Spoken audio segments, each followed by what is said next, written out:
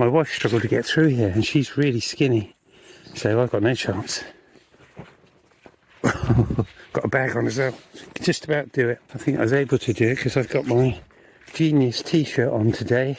Greetings and welcome to the channel. The author Thomas Hardy used to walk this way with his first wife when they were first courting. Her name was Emma Gifford, later Emma Hardy, and she wrote a short memoir of her life called Some Recollections. They'd actually met at nearby St Juliet's, a video of which is on the channel and I shall link in the description below. Now, in later life, Hardy had treated his wife quite poorly, and when she died suddenly on the 27th of November 1912, Hardy came across her diaries, which were quite critical of him, and he burnt them. The memoirs were much more positive, and Hardy was full of remorse.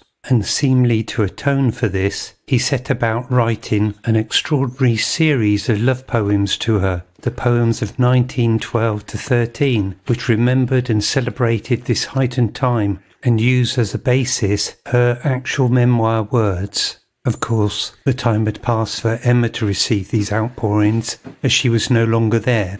Added into the mix was the fact that Florence Dugdale, who had lived with the Hardys for years and later became his second wife, had to deal with the outpourings that he wrote towards the wife she'd essentially replaced. Now back to happier times. This church, they must have gone inside here, I'm sure, because as he was an architect involved in the restoration of the tower at St Juliet's where they met, I'm sure they would have come in and had a look at this, the Minster Church, Boscastle in Cornwall. Now apparently the origins of the Minster Church go back to at least the early 6th century and relate to a Welsh princess named Madryn who settled by a spring or holy well in the Valancy Valley, which I guess is where we are. Apparently she became known as a healer, and the spring waters were reputed to have healing qualities. Now apparently the font we've just passed is 13th century. Today the church is full with a congregation of kneelers. It looks like they're using a milk churn for donations. Now my wife, who's very observant, pointed out something of interest to me. The unusually shaped ladder in the tower. The footholes are almost pigeon coop shaped, such as you get in a dovecot. Well, maybe not you. Perhaps you don't have pigeons. Now, while I'm in here, I wanted to take the opportunity to read one of Hardy's poems to Emma. She opened the door of the west to me, with its loud sea lashings and cliffside clashings of waters rife with revelry. She opened the door of romance to me, the door from a cell I had known too well, too long till then, and was fain to flee. She opened the door of a love to me, that past the wry world welters by, as far as the arching blew the lee.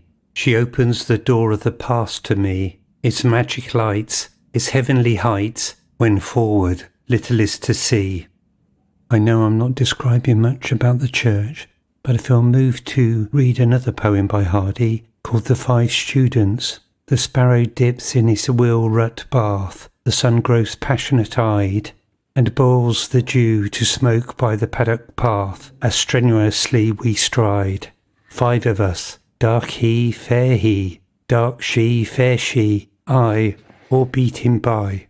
The air is shaken, the high road hot, shadowless swoons the day. The greens are sobered and the cattle at rest, but not we on our urgent way. 4 of us, fair she, dark she, fair he, I, are there, but one elsewhere. Autumn moulds the hard fruit mellow, and forward still we press, through moors, briar-meshed plantations, clay pits yellow, as in the spring hours, yes, 3 of us, fair he, fair she, I, as theretofore, but fallen one more.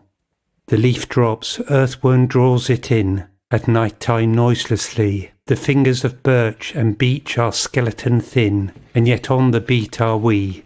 2 of us, fair she, I, but no more left to go, the track we know. Icicles tag, the church aisle leads, the flag rope, Gibber's horse. The homebound foot folk wrap their snowflaked heads, yet I still stalk the course. 1 of us, dark and fair, he, dark and fair she, gone, the rest anon.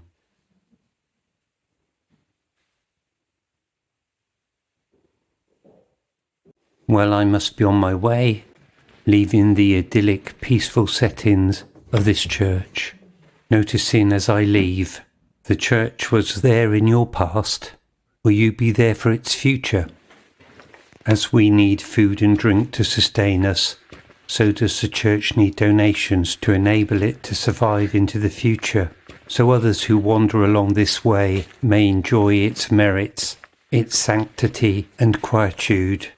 The tears of autumn are on the ground, and those tears nourish the earth, so there can be a new beginning. And as winter awaits its moment to arise into spring, we shall ponder the fallow ground, make peace with bitter days and the howling winds of change, for in these moments of stillness shall we awaken to a new dawn, putting the cold behind us, embracing eternity, so shall we remain unbroken, aware that faith is not behind us nor in front of us, but like the ground, steady for our feet and firmly within us. May your winters be kind, may your heart stay strong, and I'll see you in the next video. Bye for now.